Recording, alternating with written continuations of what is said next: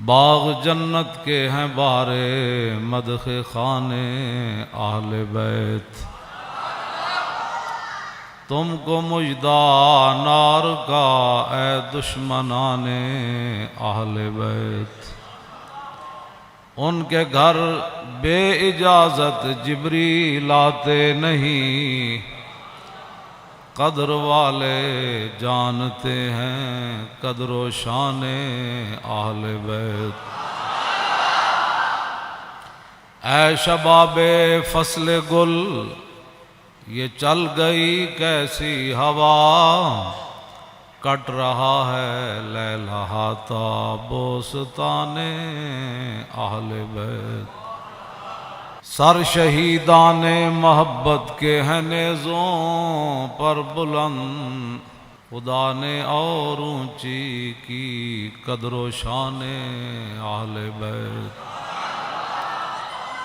زخم کھانے کو تو آب تیغ پینے کو دیا، زخم کھانے کو تو آب تیغ پینے کو دیا، خوب دعوت کی بلا کر دشمنان اہل بیت، خوب دعوت کی بلا کر دشمنان اہل بیت۔ مامون الرشید جو حکمران تھا، انہوں نے قسطنطنیہ کے عیسائی بادشاہ کو، قسطنطنیہ تو سلطان محمد فاتح نے بعد میں فتح کیا، جو آج ترکی ہے، استنبول ہے، وہاں عیسائیوں کی حکومت تھی۔ تو مامون الرشید نے خط لکھا قسطنطنیہ کے حکمران کو کہ یونانی فلسفے کی جتنی کتابیں ہیں اور جو آپ نے نئے نئے علوم ایجاد کیے ہیں وہ ساری کتابیں ہمیں بھیجو۔ اس وقت تو مسلمانوں کا ہی آرڈر چلتا تھا۔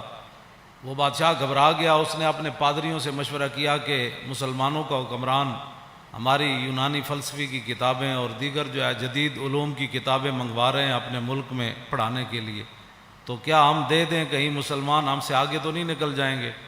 تو ان کا جو بڑا پادری تھا اس نے کہا کہ ساری بھیجو، ساری کتابیں بھیجو۔ اس نے کہا کیوں؟ اس نے کہا جب یہ ہماری کتابیں پڑھیں گے نا فلسفے کی، تو پھر یہ قرآن و حدیث بھی فلسفے سے سمجھیں گے، پھر یہ امام حسین کی شہادت پر بھی فلسفہ شہادت بیان کریں گے، اور معراج شریف پر بھی یہ فلسفہ معراج ہی بیان کریں گے، اور نماز پر یہ فلسفہ نماز ہی بیان کرتے رہیں گے۔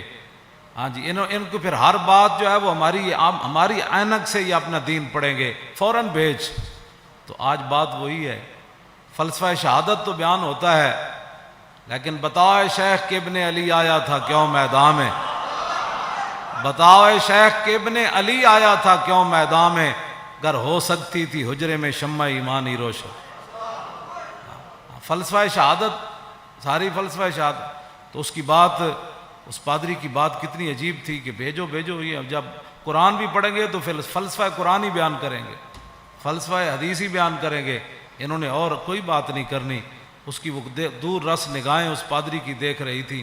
آج مسلمان نماز بھی پڑھتا ہے تو فلسفے کے تحت پڑھتا ہے، یہ نہیں کہ میرے رب کا کوئی آرڈر ہے، کہتا ہے ہو سکتا ہے جو کام رکا ہوا ہے وہ کام ہو جائے، ہو سکتا ہے ویزا لگ جائے، ہو سکتا ہے بیماری سے شفا مل جائے، اور یہ فلسفے کے طور پر سارے کام کرتے ہیں۔ تو اس واسطے اگلا جو شعر ہے نا، اس سے پہلے میں نے یہ بات اس لیے بیان کی تھی، آپ ذرا سوچیں کہ ہوا کیا کربلا میں۔ اپنا سودا بیچ کر بازار سونا کر گئے، عن عقبۃ بن ابی العزیر ان الحسین خطب اصحابہ واصحاب الحر بالبیدۃ۔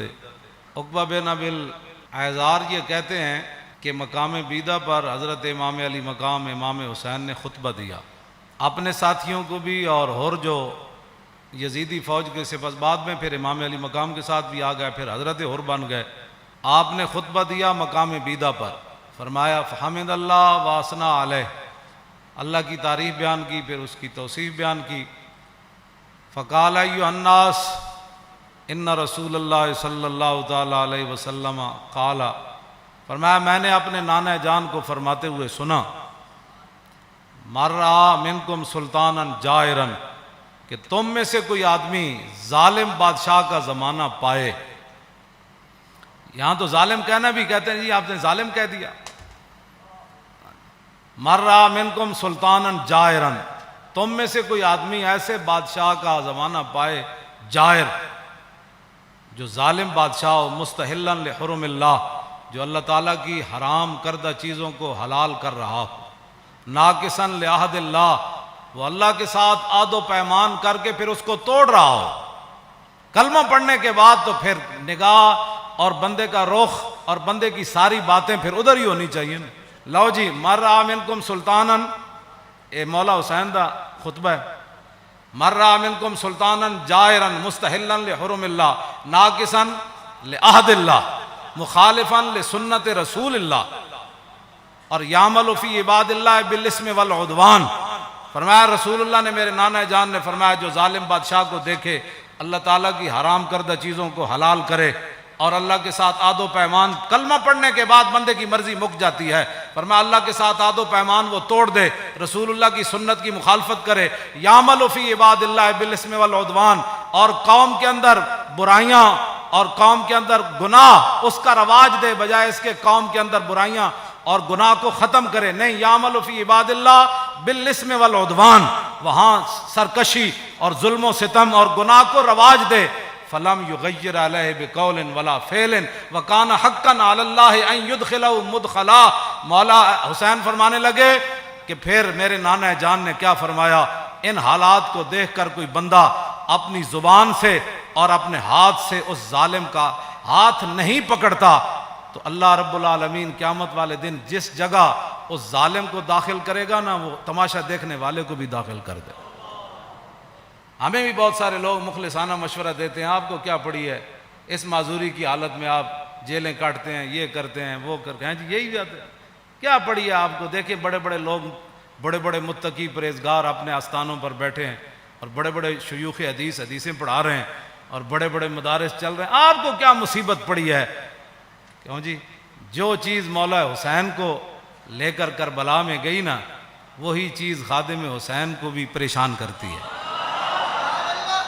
آگے آپ نے کیا فرمایا، الا ان ہؤلاء قد لزموا طاعت الشیطان وترکوا طاعت الرحمن واظہروا الفساد وعطلوا الحدود واستاثروا بالفیء وانا احق بالغیر.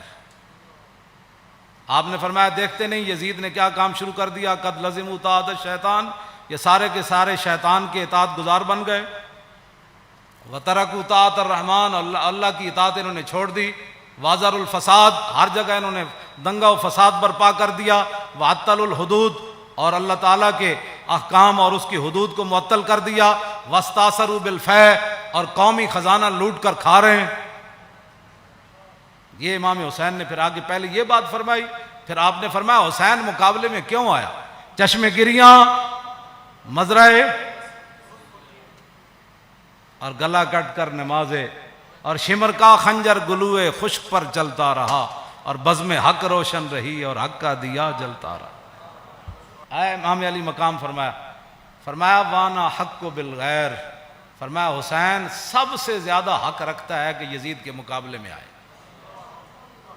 میں سب سے زیادہ حق رکھتا ہوں حسین کہ میں تو. اچھا، اب جو فوج سامنے کھڑی تھی، آپ نے یہ بات تو آپ نے پہلے فرمائی نا، پھر جو سامنے آئے ہوئے تھے نا مقابلے میں، جو کہتے تھے دل تے تواڈے نال لیکن تلوار تواڈے نال کوئی، آپ نے فرمایا قد اتتنی کتبکم وقدمت رسلکم ببیعتکم، فرمایا یہ تمہارے خطوط ہیں جو تم نے مجھے بھیجے ہیں، اور بہت سارے قاصد تم نے میرے پاس بھیجے ہیں. کس بات پر؟ انکم لا تسلمونی ولا تخذلونی، کہ میں جب تمہارے پاس آ جاؤں گا تو تم پھر میرے ساتھ مل کر لڑو گے، مجھے یزیدی فوج کے حوالے نہیں کرو گے. یہ تمہارے خطوط ہیں میرے پاس، انکم لا تسلمون ولا، اور تم میرے اوپر حملہ کے وقت خاموش نہیں بیٹھے رہو گے، یہ تم نے لکھا ہوا ہے اس پہ. فَإِن تَمَمْتُمْ بِبَيْعَتِكُمْ تَرْشُدُوا، فرمایا اگر تم اپنی اس بیعت پر قائم رہتے ہو تو پھر ہدایت پا جاؤ گے، تُصِيبُوا رُشْدَكُمْ، ہاں جی، پھر تم ہدایت پا جاؤ گے، پھر تمہیں کوئی مسئلہ نہیں ہے. آگے پھر آپ نے لوگ پھر دیکھنے لگے یہ کون ہے، جان بوجھ کر بھی لوگ آنکھیں بند کر دیتے ہیں نا، کچھ ایک دوسرے سے پوچھنے لگے یہ کون ہے جو ہمارے سامنے خطبہ دے رہے ہیں، یزیدی فوج میں سے. تو فرمایا فانا الحسین ابن علی وابن فاطمہ بنت رسول اللہ. فرمایا جانتے ہو کہ میں حسین بن علی ہوں اور میں سیدہ طیبہ طاہرہ فاطمہ الزہرا کا صاحبزادہ ہوں. جانتے ہو مجھے؟ نفسی ما نفسکم والی ما آلکم فلکم فی اسوۃ. آپ نے فرمایا یہ مت رکھنا کہ حسین تمہیں میدان میں چھوڑ کر چلا جائے گا. جہاں میں رہوں گا، جہاں تم رہو گے، حسین تمہارے ساتھ رہے گا. جہاں تمہارے اہل و عیال ہوں گے، حسین کے بچے بھی وہی ہوں گے. نفسی ما نفسکم والی فلکم فی اسوۃ. اے مولانا جملہ بڑا عجیب ہے. فرمایا حسین کی زندگی کیا تمہارے لیے نمونہ نہیں ہے؟ اے میرے بچے سارے میں بھائی ناڑ لے آیا، سارا خاندان لے آیا. حسین کے میرے فلکم فی اسوۃ، تمہارے لیے میری زندگی ایک نمونہ ہے کہ میں سب کچھ دین کی خاطر لٹانے کے لیے آ گیا ہوں. وَإِن لَّمْ تَفْعَلُوا وَنَكَثْتُمْ عَهْدَكُمْ فَخَلَعْتُمْ أَعْنَاقَكُمْ مِنْ بَيْتِكُمْ فَلَعُمْرِي مَا هِيَ فِيهِ لَهُ نُكْرَةٌ. آپ نے فرمایا کہ اگر تم میرا ساتھ نہیں دیتے اور جو تم نے وعدے کیے وہ توڑ دیتے ہو، میری بیعت تم ختم کرتے ہو، تو اللہ کی قسم مجھے اس پر کوئی زیادہ تعجب نہیں ہے. لَقَدْ فَعَلْتُمُوهُ بِأَبِي وَأَخِي وَابْنِ عَمِّي مسلم. فرمایا مجھ سے پہلے تم میرے ابا جی کے ساتھ بھی یہ غداری کر چکے ہو، اور میرے بھائی حسن کے ساتھ بھی تم غداری کر چکے ہو، اور میرے چچا زاد بھائی مسلم بن عقیل کے ساتھ بھی غداری کر چکے. وَالْمَغْرُورُ مَنِ اغْتَرَّ بِكُمْ فَحَظَّكُمْ أَحْطَاطُمْ وَنَصِيبَكُمْ دَيَّاتُمْ. فرمایا تم سے بڑا کائنات میں بد نصیب کوئی نہیں، جن کو اللہ نے اتنا بڑا حصہ دیا اسلام کی خدمت کرنے کے لیے کہ محمد الرسول اللہ کے نواسے خود آ گئے تمہارے پاس اور پورا خاندان لے کر آ گئے. فرمایا تم سے بڑا کائنات میں بد نصیب کوئی نہیں. جو حصہ تمہارے حصے میں آنا تھا، جو خدمت آنی تھی، تم نے اس کو ضائع کر دیا. آخر میں پھر آپ نے یہ جملے کہہ کر اپنا خطبہ ختم کر دیا. فمن نقص فانما ينقص على نفسه. فرمایا جس نے اپنا عہد و پیمان توڑا، قیامت والے دن اس کا وبال اسی پر آئے گا. حسین آج برات کا اعلان کر رہا ہے. آگے کیا آخری جملہ فرمایا؟ فَسَيُغْنِ اللَّهُ عَنْكُمْ. السلام علیکم ورحمۃ اللہ وبرکاتہ. بس یہ کہہ کر آپ نے خطبہ چھوڑ دیا. آپ نے فرمایا ان قریب حسین کو رب تم سے بے نیاز کر دے گا. اور پھر السلام علیکم ورحمۃ اللہ وبرکاتہ کہہ کر آپ نے خطبے کو چھوڑ دیا. مزید ویڈیوز اور اپڈیٹس کے لیے یوٹیوب پر علامہ Khadim Hussain Rizvi official channel subscribe کریں اور بیل آئیکن پر بھی کلک کریں.